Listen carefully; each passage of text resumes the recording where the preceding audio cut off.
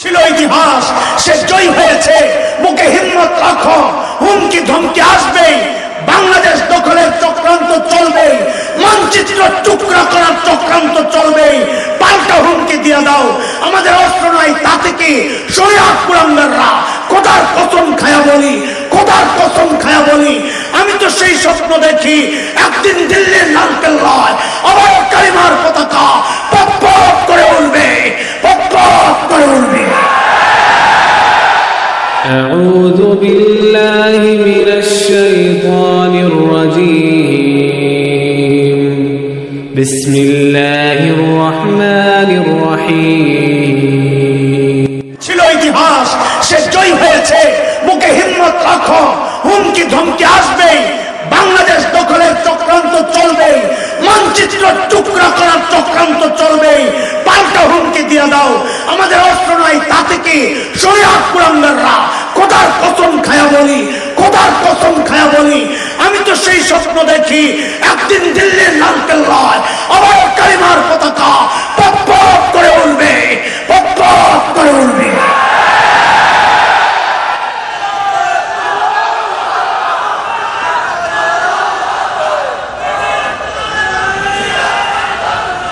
দালালে ভরে গেছে দেশ,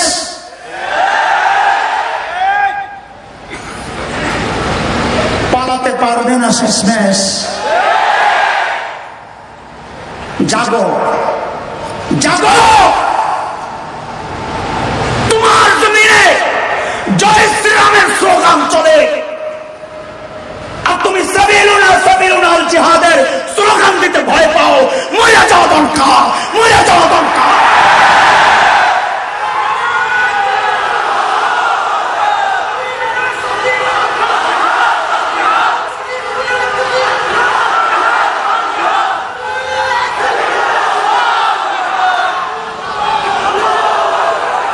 মুসলমানদের এই জমিনে মুসলমানরাই থাকবে, আল্লাহর নবীর দুশমন থাকতে পারবে না। আহমদ শফির এই জমিনে জয় শ্রীরামের স্লোগান যে কুলাঙ্গার দিবে তার জিভ টেনে ছিঁড়ে ফেলা হবে, জিভ টেনে ছিঁড়ে ফেলা হবে।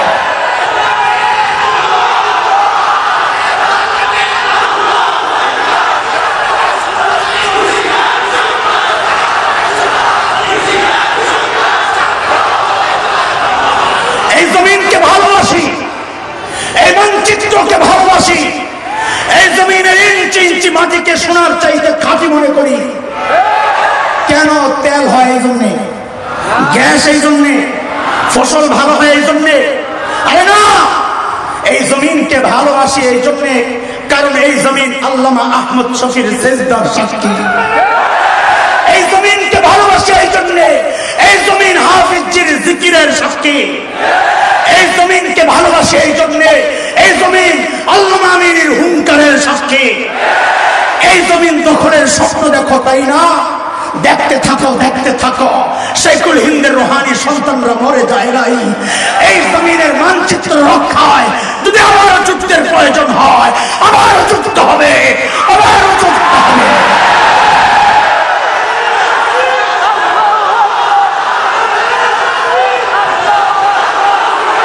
রাখো, রাখো, স্লোগান দিতে হবে আমার সাথে, সাবিলুনা সাবিলুনা আল জিহাদ আল জিহাদ, তরিকুনা তরিকুনা দিয়েছি তো রক্ত, রক্তের বন্যায় বদরের হাতিয়ার, বালাকুটের হাতিয়ার, আহমদ শফির হাতিয়ার, সবলার হাতিয়ার। আল্লাহ কবুল করেন। বসো, কোনো ভয় নাই, কোনো ভয় নাই। যাদের রব আরশ আজিমের রব, তাদের কোনো ভয় নাই, কোনো ভয় নাই। ইন্না শানিআকা হুয়াল আবতার। আল্লাহ বলেছেন নবী আপনার দুশমন নিশ্চিহ্ন হবে, সে বিশ্বাস বুকে লালন করি। এই ভারত শোন, তোদের পতন অনিবার্য। ইসরায়েল শোন, তোদের ধ্বংস অনিবার্য। এই শতাব্দী ইসলামের বিজয়ের শতাব্দী। কথা বলে আমাদের জীবনকে জিন্দার জন্য কবুল করেন, আমিন। আমরা বলতে চাই না আমরা মৌমাছি, আমরা তোমাদেরকে মধু দিব যদি খোঁচা না দাও, আর যদি খোঁচা দাও তাহলে সুর ঢুকায় দেবে। আমরা মৌমাছি, গান্দা মাছি না, ময়লা জায়গায় বসি না। আমাদের পরিচয় আমরা মৌমাছি। বলো, আমরা মধু আহরণ করে করে তোমাদেরকে বিলাবো। সত্য হচ্ছে আমাদেরকে খোঁচা দিতে পারবে না। আমরা চাই না বাংলাদেশে এই অসাম্প্রদায়িক বাংলাদেশের যে নমুনা হাটহাজারী মাদ্রাসা সাক্ষী, এত বড় প্রতিষ্ঠানের পাশে যুগ যুগ ধরে একটা হিন্দু মন্দির দাঁড়ায় আছে, আজ পর্যন্ত ইতিহাস নাই এই মন্দিরে হামলা হয়েছে। অসাম্প্রদায়িক বাংলাদেশের এর চেয়ে সুন্দর চিত্র আর দ্বিতীয়টা হতে পারে না। এদেশে সব নাগরিক বাস করবে, হিন্দু, বৌদ্ধ, খ্রিস্টান, মঠ, পুরাণ, গারো, চাকমা, কুকিল, সাঁওতাল, টিপরা সব বাস করবে। শুধু একটা শ্রেণী বাস করতে পারবে না, যারা এদেশের স্বাধীনতায় বিশ্বাস করে না, এদেশের মানচিত্র যারা টুকরা করতে চায়, যারা নবীকে গালি দেয়, আল্লামা আহমদ শফীকে গালি দেয়, তাদেরকে এই জমিনে থাকতে দেওয়া হবে না।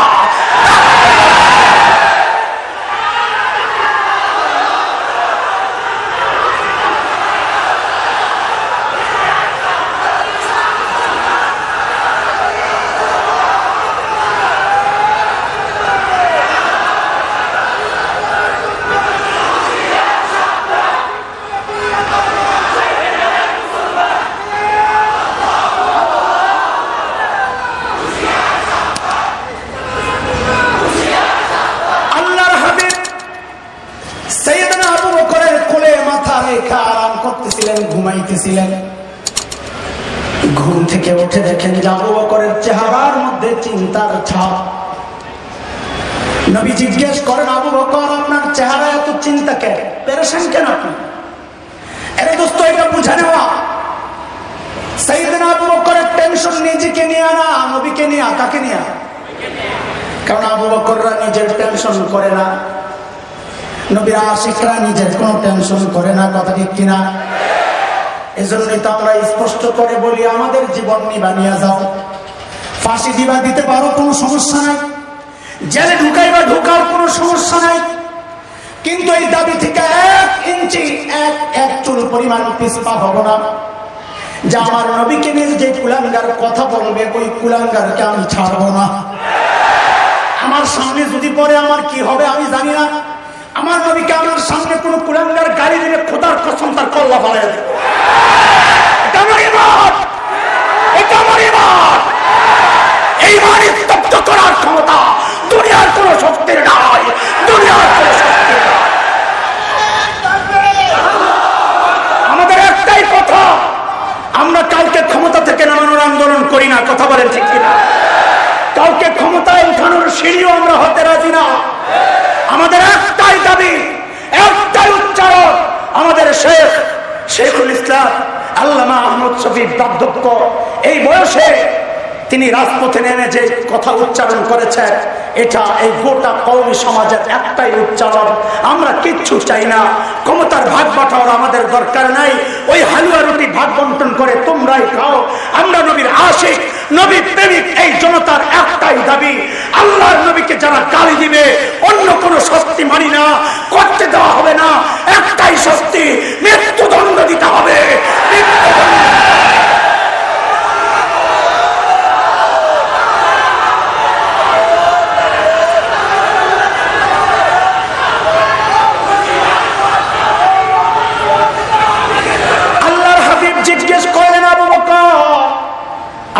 আপনার এত টেনশন কিসের একটু বলেন না, কেন এত পেরেশান?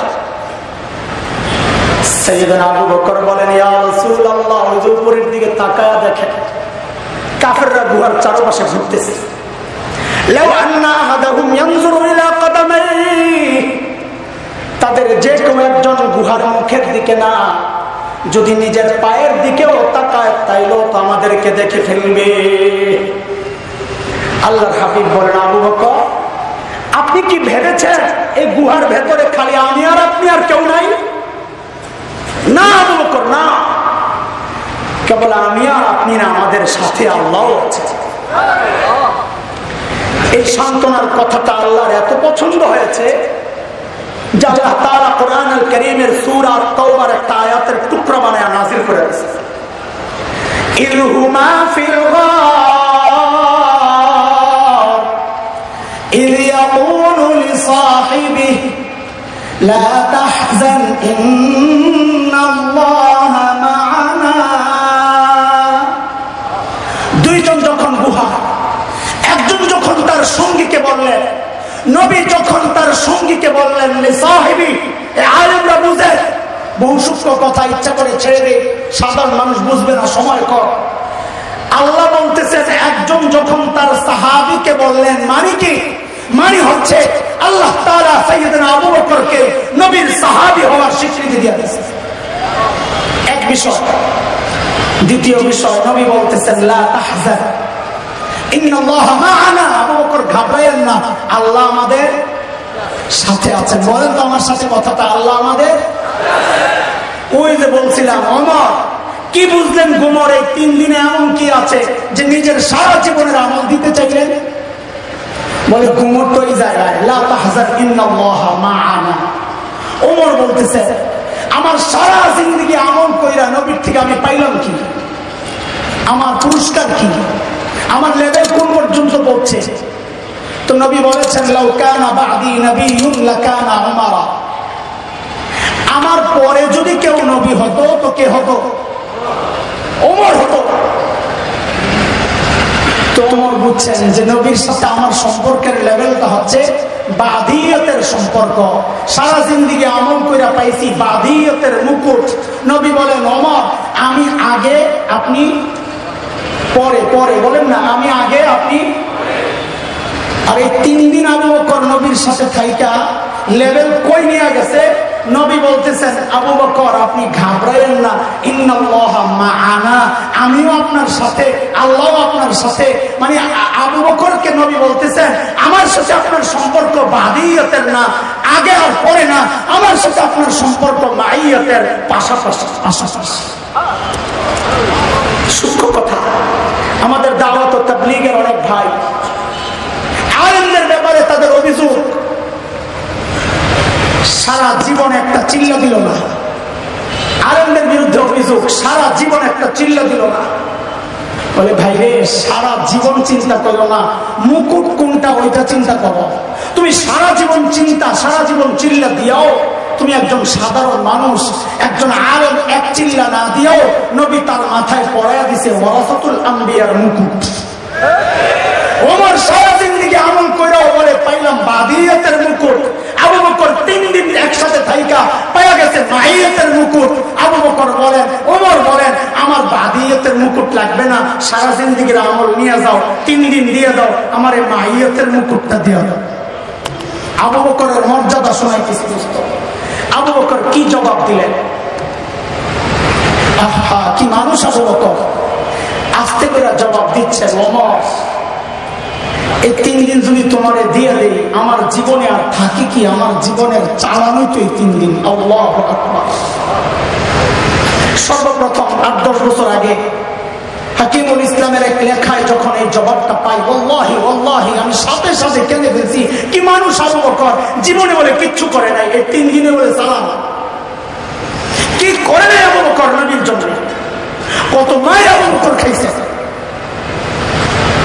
আবু বকরের মর্যাদা একটা ভিন্ন জায়গায়। তবুকের যুদ্ধে নবী আলাইহিস সালাম চাঁদা চাইছেন, কার কি আছে যাও।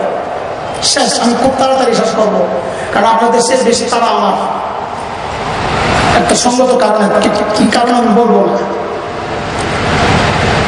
তবুকের যুদ্ধে নবী চাঁদা চাইছে। আজকে ওমর বড় খুশি, কেন যে আজকে আবু বকরকে হারাইয়া দিব, যা করে আল্লাহ। আবু বকর দিবি কি? ঘোড়ার দিন নাই তো কিচ্ছু।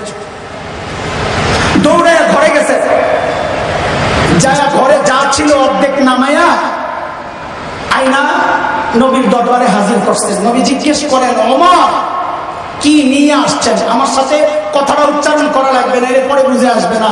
বলেন নবী কি জিজ্ঞেস করছে? ওমর কি নিয়ে আসছে?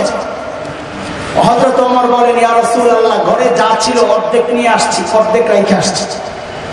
আচ্ছা, এইবার আবু বকর আসতেছে, হাতে ছোট্ট একটা পোটলা আছে। আবু বকরের হাতে নাই তো কিছু, আমি কি ছোট্ট পোটলা। রিওয়ায়াতের আপিস মিলাইলে বোঝা যায় পোটলার ভিতরে গায়ের জামা কাপড় গুলা, গায়ের জামা কাপড়। বলে পড়ছেন কি? হ্যাঁ, রিওয়ায়াতের এতটুকু অংশ দুর্বল, যদিও আমাদের মাদ্রাসায় উর্দু তাফসীরের মধ্যে ঘটনাটা আছে, কিন্তু রিওয়ায়াতের এই অংশটা দুর্বল।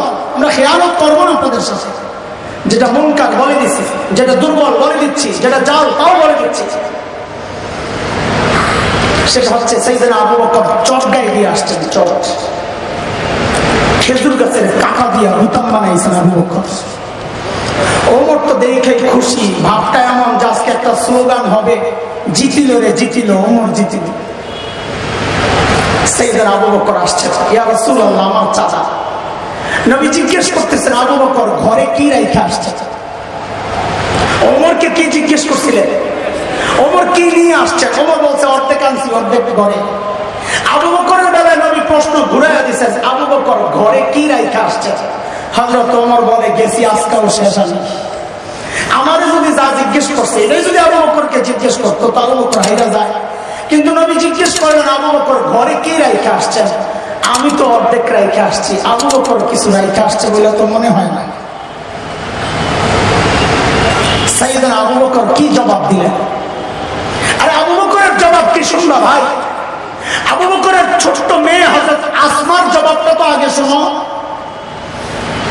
মক্কায় রেখে আসছেন পরিবার আবু বকর, নবীর সাথে হিজরত করে মদিনার পথে সোনা মুদ্রা যা ছিল সব নিয়ে নিয়েছেন গাপ্তি করে। আবু বকরের বাবা আবু কুহাফা তখনও মুসলমান হন নাই, মক্কা বিজয়ের দিন মুসলমান হয়েছে। আবু কুহাফা মুসলমান হওয়ার কারণে সাইয়েদনা আবু বকর আরেকটা মর্যাদায় উত্তীর্ণ হয়েছেন, সেটা হচ্ছে নবীদের মধ্যে 4 জেনারেশন নবী পাওয়া যায়। সাইয়েদনা খলিল ইব্রাহিম নবী, ছেলে ইসহাক নবী, ছেলে ইয়াকুব নবী, 3 জেনারেশন। ইয়াকুব আলাইহিস সালামের ছেলে ইউসুফ আলাইহিস সালাম নবী, 4 জেনারেশন নবী। আবার প্রত্যেক নবীকে ধরলে আলাদা আলাদা 4 জেনারেশন নবী। সাহাবীদের মধ্যে আবু বকর ছাড়া আমি কাউকে পাই নাই, কেউ পাইলে আমারে জানায়। 4 জেনারেশন সাহাবী, আবু বকর ছাড়া কেউ নেই। বাবা আবু কুহাফা সাহাবী, মক্কা বিজয়ের দিন। ছেলে আবু বকর সাহাবী, 2 জেনারেশন। মেয়ে আসমা সাহাবী, 3 জেনারেশন। চতুর্থ জেনারেশন আসমার ছেলে আব্দুল্লাহ ইবনে জুবাইর সাহাবী। আবু কুহাফা তখনও মুসলমান হন নাই হিজরতের সময়। আবু বকরের সাথে বাদাবাদি, আবু বকর বেঈমান হয়ে গেছে তার চিন্তা। কিন্তু রাগ করলে কি হবে? নাতিপুতির জন্য তো মায়া লাগে, কি করবে? আসছেন আবু বকরের ঘরে, হযরত আসমাকে ডাক দিয়েছেন, দাদু ভাই ঘরে তো মনে হয় কিছু নাই, বাবা তো মনে হয় না কিছু রেখে গেছে, কি লাগবে আম্মুকে জিজ্ঞেস করো। হযরত আসমা জবাব দিচ্ছেন, দাদু ভাই আপনি কোনো টেনশন করেন না, আব্বা যাওয়ার সময় ঘরে যথেষ্ট পরিমাণ রেখে গেছে। আবু কুহাফা চলে গেছে, কিছু দূর যায় মনে পড়ছে, আমার ছেলেকে আমি চিনি, সে যেই লেভেলের পাগল, এই পাগল যথেষ্ট পরিমাণ রেখে গেছে, কথাটা বিশ্বাসযোগ্য না, এখানে কোনো ঘাপলা। আবার আসছে, আয়েশা জিজ্ঞেস করতেছে, দাদু ভাই বাবা যে ঘরে যথেষ্ট পরিমাণ রেখে গেছে সেটা কি একটু বলো না। হযরত আসমা জবাব দিচ্ছেন, দাদু ভাই আব্বা যাওয়ার সময় ঘরে আল্লাহ আর তার রাসূলকে রেখে গেছে, আল্লাহ আর তার রাসূলকে রেখে গেছে, এটাই আমাদের জন্য যথেষ্ট। আপনি চিন্তা করেন, ছোট্ট বাচ্চার যদি জবাব হয় তো বাবা আবু বকরের জবাব কি হইতে পারে? সাইয়েদনা আবু বকর জবাব দেন, ইয়া রাসূলুল্লাহ ওই যে ঘরের খেজুর পাতার বেড়াগুলো আসার সময় থাপড়ায়া থাপড়ায়া আসছি, কারণ মাঝে মধ্যে সুই গেতে রাখতাম, সুই থাপড়ায় আসছি যেন একটা সুই পর্যন্ত ঘরে থেকে না যায়, ওই সুইটা যেন আমার কোন মুজাহিদ ভাইয়ের কাজে আসে। আল্লাহর হাবিব একটা সুই পর্যন্ত ঘরে রেখে আসি নাই, আসার সময় কেবল আল্লাহ আর তার রাসূলকে রেখে আসছি। আবু বকরের মর্যাদা শুনাইতেছি, খেয়াল করে সাইয়েদনা জিবরাইল আমিন হাজির, নবীকে সালাম দিয়ে বলতেছেন, ইয়া রাসূলুল্লাহ, আল্লাহ আবু বকরকে সালাম পাঠাইছেন, আমি আপনি ইবাদত করি কাকে খুশি করার জন্য? আবু বকরের বেলায় আল্লাহর প্রশ্ন উল্টা। ওগো আল্লাহর হাবিব, আল্লাহ জানতে চেয়েছেন আল্লাহ তো আবু বকরের উপর রাজি, আল্লাহ তো আবু বকরের উপর রাজি, আল্লাহ জানতে চেয়েছেন আবু বকর আল্লাহর উপর রাজি কিনা। এই কথা শুই নাই তো আবু বকর বাচ্চাদের মতো হলহল করে কান্না শুরু করছে, ইয়া রাসূলুল্লাহ, আমি আমার মালিকের উপর রাজি, ইয়া রাসূলুল্লাহ, আমি আমার মালিকের উপর রাজি আছি। এত বড় মানুষ আবু বকর। ও যে বুড়ির বাড়ির সামনে থেকে আনছিলাম মনে আছে? চলে হযরত ওমর ধরলেন, আবু বকর আপনি কেন আসছেন? বলে আমরা নাই। তো আবু বকর কি জবাব দিচ্ছেন? বলেছি জবাবটার ওজন বুঝতে হইলে আগে আবু বকরের ওজন তো বুঝা লাগবে। আমি আপনি এই জবাব দিলে এটা কোনো মূল্য ছিল না, কিন্তু জবাবটা যেহেতু দিয়েছেন আবু বকরের মূল্য অনেক। সাইয়েদনা আবু বকর জবাব দিচ্ছেন, ওমর হ্যাঁ এই কাজগুলো আপনাদেরকে দিল পারি ওমর, কিন্তু বাইরে আমি কি আমার আখিরাত কামাই করবো না? আমি কি আমার আখিরাত কামাই করবো না? আবু বকরের আখিরাতের এত ফিকির, এত কিছু করার পরেও আবু বকরের আখিরাতের এত ফিকির। সাইয়েদনা ওমর এত বড় মানুষ, নবী বলেছেন লাউ কানা বাদি নবিয়্যুন লাকানা ওমর, আমার পরে কেউ নবী হয় ওমর হতো। ওমর সম্পর্কে নবী বলেছেন ওমর ফিল জান্নাহ, ওমর জান্নাতি। আমি আপনি হকের উপর চললে বলা হবে লোকটা হকপন্থী। ওমর সম্পর্কে নবী বলছেন উল্টা, দারাল হাক্কু হাইসু দারা, ওমর যেদিকে যায় হক তার পেছনে পেছনে যায়। ওমর হকপন্থী না, বরং হক ওমরপন্থী। এত বড় মানুষ ওমর। জান্নাতে নবী ওমরের ঘর দেখছে, দুনিয়ায় এসে বলতেছেন আহারে ওমরের বাড়িটা দেখছি কি যে সুন্দর, আমার দিল চাইছিল একটু ভিতরে ঢুকি, না জানি ভিতরটা কত সুন্দর। নবী বলতেছে, কিন্তু ওমরের যে গায়রত, আত্মমর্যাদা বোধ, প্রেস্টিজ, অনুমতি ছাড়া ঢুকলে যদি ওমর মাইন্ড করে, কারণ কারো ঘরে অনুমতি ছাড়া তো ঢোকা নিষেধ। সূরা নূরে আসছে ইয়া আইয়ুহাল্লাযীনা আমানু লা তাদখুলু বুয়ুতান গায়রা বুয়ুতিকুম হাত্তা তাস্তানিসু ওয়া তুসাল্লিমু আলা আহলিহা। অনুমতি ছাড়া তো ঢোকা নিষেধ, এই জন্য আমি ঢুকি নাই, আমার মন চাইছিল ঢুকতে। আরে হযরত ওমর হাউমাউ করে কান্না শুরু করছেন, আমি তো কিন্তু ইয়া রাসূলুল্লাহ আপনার সাথে আমার গায়রত, আপনার সাথে আত্মমর্যাদা বোধ, কেন একটু ঢুকলেন না ইয়া রাসূলুল্লাহ? এত বড় মানুষ ওমর, অথচ আখিরাতের ফিকিরের অবস্থা। আবু লুলু মাজুসির সন্তান, কেউ বলেছেন ইহুদি, ফজরের নামাজের সময় বিষাক্ত খঞ্জর দিয়ে হযরত ওমরের পেট ফেরে ফেলছে, নাড়ি বুড়ি বের হয়ে গেছে, কাপড় দিয়ে পেঁচাইয়া হযরত ওমরকে মসজিদ নববীর ফ্লোরে শোয়া দেওয়া হয়েছে। হযরত ওমর বেহুশ, একজনের কোলে মাথা, একটু হুশ ফিরতে নামাজের খবর নিছেন, একজনের টাকনোর উপরে কাপড় উঠাইছেন, আরো কিছু কাজ করছেন। এর মধ্যেই হযরত ওমর কি ফিকির আখিরাতের, কি ভয় ঢুকছে কলিজায়। হযরত ওমর মাথাটাকে নিয়ে মসজিদে নববীর ফ্লোরে রাখছেন। ফ্লোর কি পাকা, টাইলস করা, মোজাইক করা, মাটি মাটি। অর্ধ জাহানের বাদশা, জান্নাতের সুসংবাদ পাওয়া ওমর, নবী যার বাড়িও জান্নাতে দেখছে, সেই ওমর মুখটাকে নিয়ে জমিনের উপর রাখছে, গালগুলোকে মাটির সাথে ঘষতেছেন আর কাঁদতেছেন, বলতেছেন ওয়াইলুল লাকা ইয়া ওমর ইন লাম ইয়াগফির লাকা রাব্বুক। ওমর, তোমার রব যদি তোমাকে ক্ষমা না করে, তোমার জন্য ভয়ঙ্কর বিপদ কিন্তু অপেক্ষা করতেছে। ওমরের আখিরাতের এত ফিকির, আবু বকর এত বড় মানুষ, আখিরাতের এত ফিকির। সাইয়েদনা আবু বকর নির্জনে দূরে চলে যেতেন, চিৎকার করে করে কাঁদতেন আর বলতেন ইবনে আবি কুহাফা, ও আবু কুহাফার বেটা, তুই মানুষ কেন হইলি রে? তুই মানুষ কেন হইলি? এখন আল্লাহর সামনে কি জবাব দিবি, কেমনি হিসাব দিবি?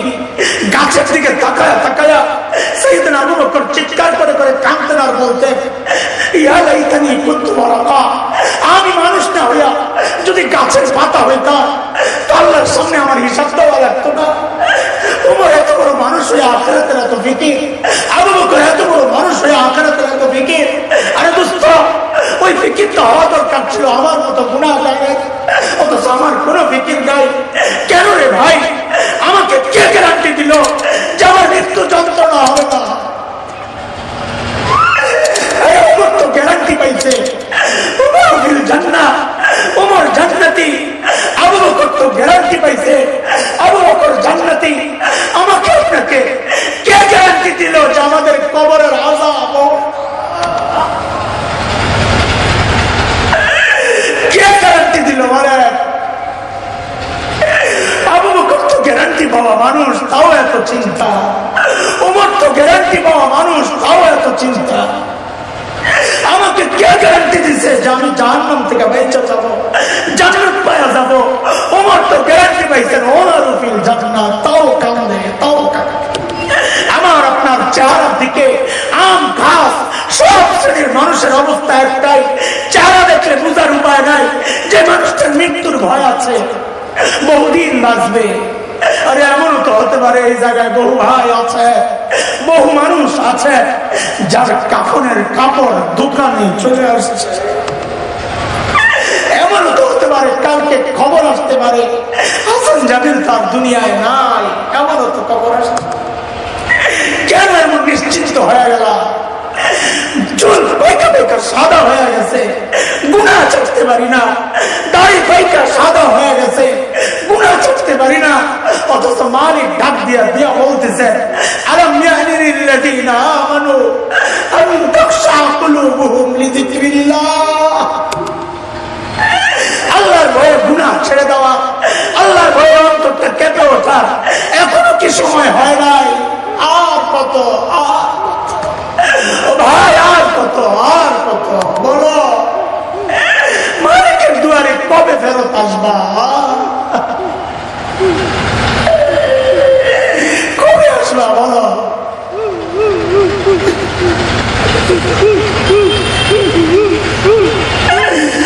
আল্লাহ মাফ করে দাও, আল্লাহ মাফ করে দাও। এই জন্য আল্লাহ মায়া করে ডাক দিয়া বলতেছেন, ইয়া আইয়ুহাল্লাযীনা আমানুত্তাকুল্লাহ ওয়াল তানজুর নাফসুম মা কদ্দামাত লিগাদিন ওয়াত্তাকুল্লাহ। প্রত্যেকটা মানুষের উচিত আখিরাত নিয়ে চিন্তা করা যে আমার মালিকের সামনে আমি কি নিয়ে দাঁড়াবো, আমার পুঁজি কি, আমার কামাই কি, আমার সম্বল কি। আল্লাহ আমাদের সবাইকে আখিরাতের পুঁজি সমৃদ্ধ করার তৌফিক দান করেন। আমি কালকেও আসবো আমরা ইনশাআল্লাহ, কোন রকমের বিশৃঙ্খলা ছাড়াই এই মজলিস যেন শেষ হয়।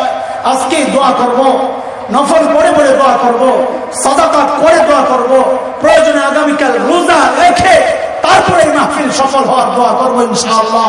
আল্লাহ তাআলা আমাদেরকে কামিয়াবি দান করেন, আখিরাতের জন্য প্রস্তুত হওয়ার তৌফিক দেন। ওমা আলাইনা ইল্লাল বালাগ। আউযু বিল্লাহি মিনাশ শাইতানির রাজীম।